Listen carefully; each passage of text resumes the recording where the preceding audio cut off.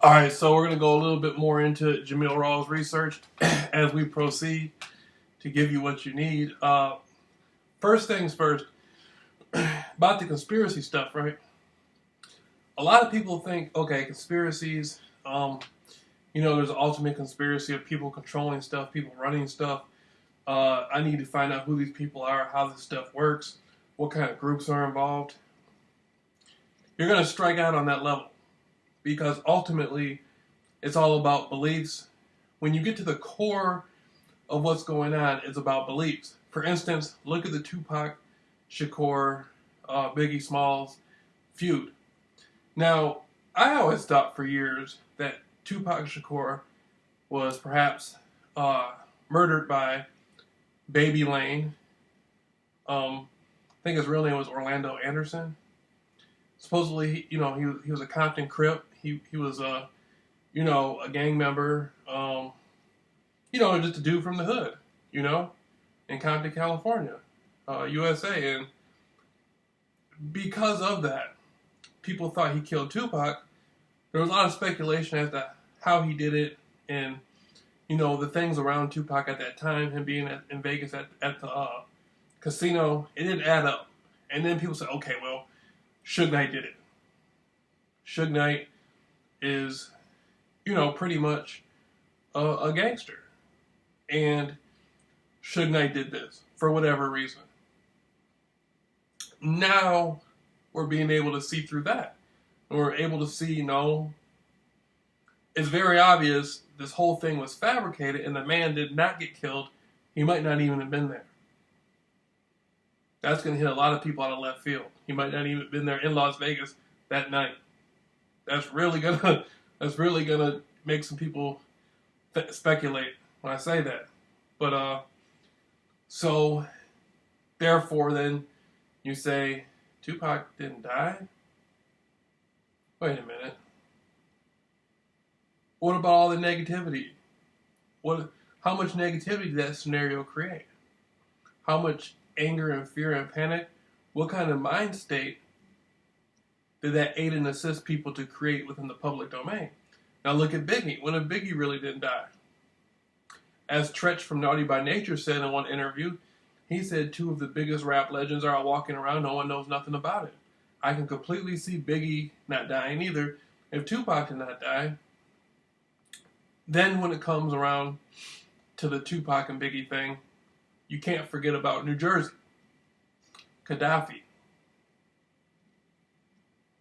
Did Gaddafi somehow fake his death? Gaddafi was the closest one to Tupac out of all the outlaws.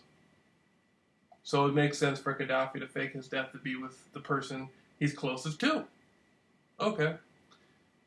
So from this scenario, how would it benefit, in what way and how would it benefit whom for the world to have the perception that these two black guys, two rappers, basically the rest of the world, especially at that time in 1996, they always saw these guys as like, Tupac being like trash, Biggie being trash, garbage, two guys from, low income neighborhoods, in trouble with the law and stuff like that. Just nobody, just black, Negroes from the hood that were allowed to make music and be, you know how it is. And so the Tupac and Biggie thing would fit a complete scenario of mutating the conscious beliefs of those around. A lot of people adopted a negative outlook on life and a negative lifestyle by portraying these types of things. See, it goes back to that Sandy Hook thing. If this didn't even happen and nobody died, it doesn't matter. If people have the beliefs that it existed. If people have the belief that Tupac and Biggie were involved in some sort of feud and they killed each other, and this involves the rap industry and rap, everybody listens to rap and stuff. It's just consciousness. And so that's what's really behind the door of conspiracy. When you get up to the top levels, it has less to do with secret groups and less to do with anybody really having power over you. it has to do with the transmutation of your beliefs. Can they get you to believe something? And if they can get you to believe something, your beliefs define what state of being you're in. You can't experience anything if it's not a belief. Even if it's a subconscious belief, it's your belief. You know, I mean, people were saying this thousands and thousands of years ago, you know, in China. People were saying this, you know, just now mainstream science is starting to present it as being, you know, okay, mainstream science saying, okay, that's accurate. People have said it for thousands of years. It's just your beliefs. Okay, so that's what's at the crust, or that's what's at the heart of conspiracy research. At the end of it all, just like, you know, with the Kennedy thing, man, he might not even have died. How do you know? How do you know? How do you know these people died? How do you know? You don't know. There's no way you can know. It's your belief. It's your belief that what you're being shown is real. You're speculating that what you're being shown is 1,000,000% accurate, and because you believe so much in it, then it becomes real. But there might be another side there might be another reality to that. It might not have never happened. See? So that's something the public has to get through their mind when it comes to this conspiracy stuff. Boy. Whew. That's something they got to get through their mind when it comes to this conspiracy stuff. It might not even be real. So, at the end of the day, through my journey, you know, my journey goes back to 1993 when I started hearing about the Roswell stuff, when I started hearing about a lot of alternative stuff, like a lot of alternative concepts and stuff like that. You know, I was 8 years old. You know, part of 93, I was 7, you know, part of it I was 8, but that took me back to a time in my life where I was searching for strange, at that time I didn't look at it as being strange. I looked at it as being cool. I looked at alternative stuff as being cool. And then in the 2000s, it kind of blew up. And so somewhere around the mid-2000s, I started going out and talking to people and bringing my research into the manifold. I started communicating my concepts to people who did not know about these types of concepts, therefore introducing myself into the public fabric with alternative research. And I think a lot of people in today's world have sort of, you know, a lot of people in today's world, you could say, are at a disadvantage because they didn't get to experience what you call the conspiracy culture before it became mainstream. They experienced it from, they're experiencing it from the book rack in the stores. They're experiencing it from YouTube. They're experiencing it from, you know, their iPod or something, or, you know, all these different people out there, you know, and I think Alex Jones is pretty cool. Like, I listen to some of his stuff. I remember him and Jason Burmis. They were doing that Hard in Montana thing, and where there was some chick named Becky Shea, and she was like running this private prison or something in Hard, Montana. They were going to open it, and Alex and I went down there, and you know, it was a big thing. And you know, I had called in that day and talked to Jason Burmis. And so at that time, this was like 2008, 2009, something like that. But at that time, I had viewed the alternative conspiracies, alternative subjects, as having potential because it was becoming more mainstream.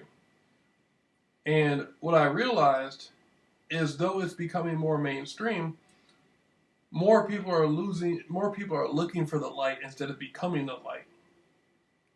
You know? More people are looking for the light instead of becoming the light. And that has to do with the belief that there's something outside of you that's going to save you or help you. And so a lot of people running to the book racks, running to all these different places for information, but they don't put their own spin on it. You can have 10 books. One book can do more justice for you than those 10 books if you read it properly. If you study it, if you read it 4 or 5 times over and study it and reference it and cross-reference it. See, Jameel Rawls' research isn't about, I'm an energetic state. I'm a perspective of the universe. I'm a building block of the universe, such as, this coffee cup is, such as everything else is. So my particular perspectives are coming from an aspect of the universe which I represent.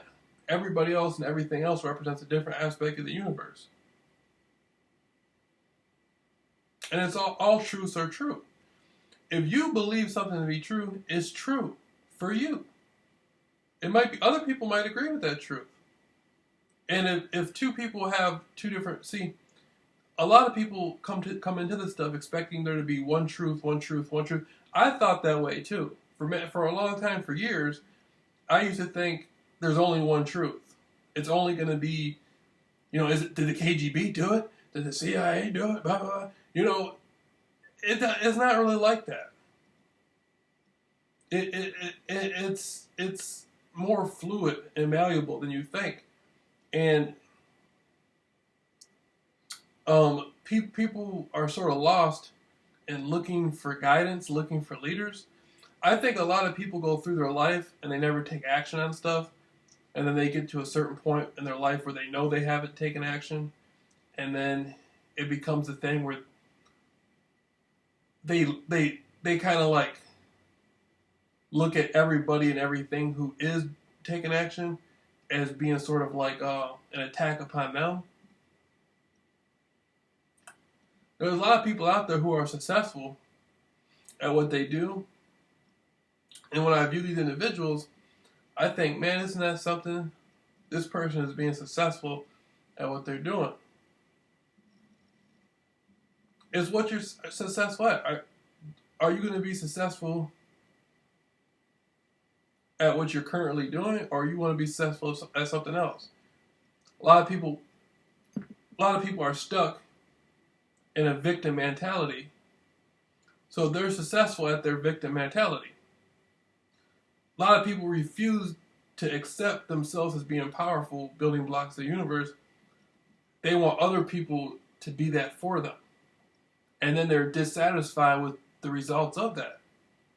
You can't ask somebody to be your hero for you and then be angry that you don't get the glory.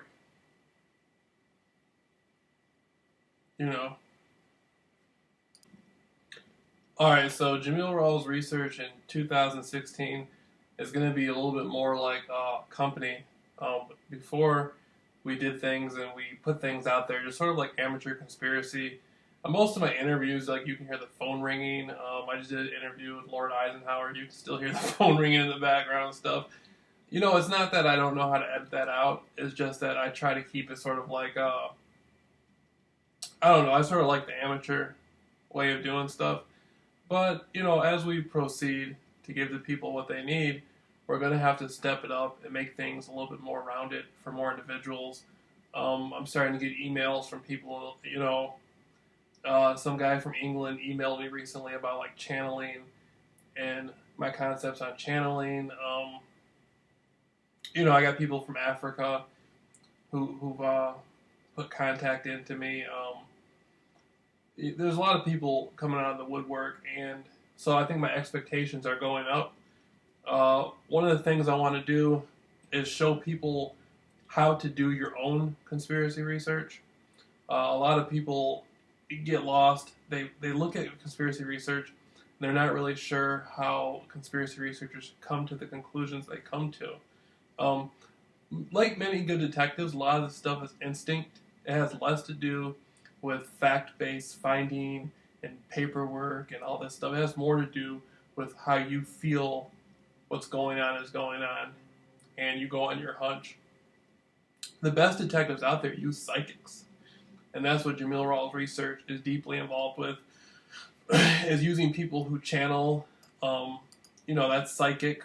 I'm very much interested in astrology, numerology, things like that. And so we're going to be showing people how the metaphysical, intuitive type world plays a hand, okay, in Jameel Rawls' research. And one of the things we're going to look at first, we might just jump head into,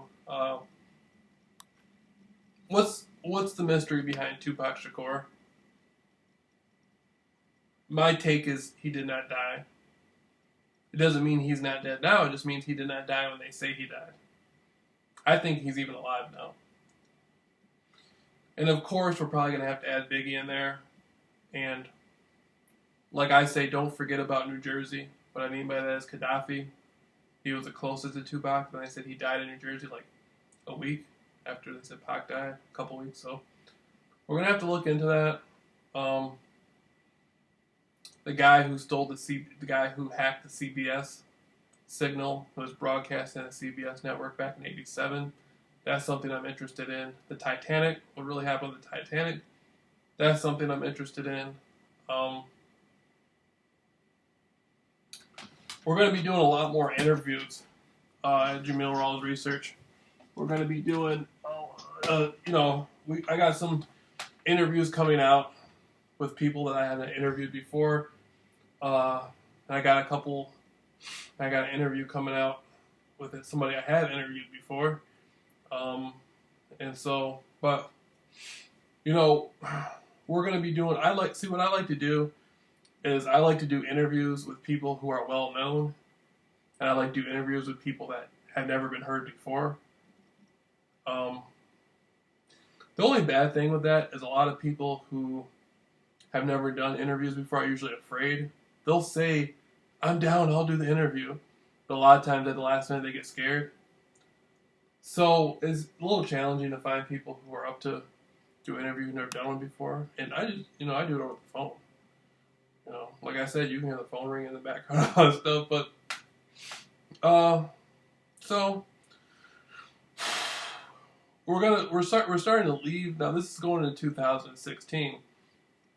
And we're going to start leaving the amateur conspiracy world stuff behind. And we're going to start to enter more and more into the professional, or more professional, more mainstream.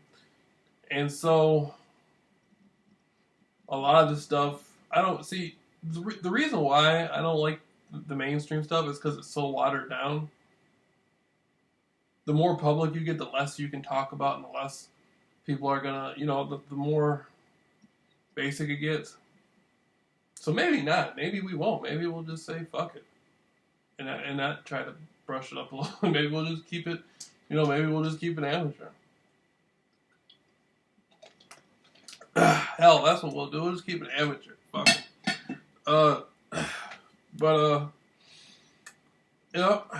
So I don't know. So that's what we're doing. 2016. Jameel Rawls Research Corporation.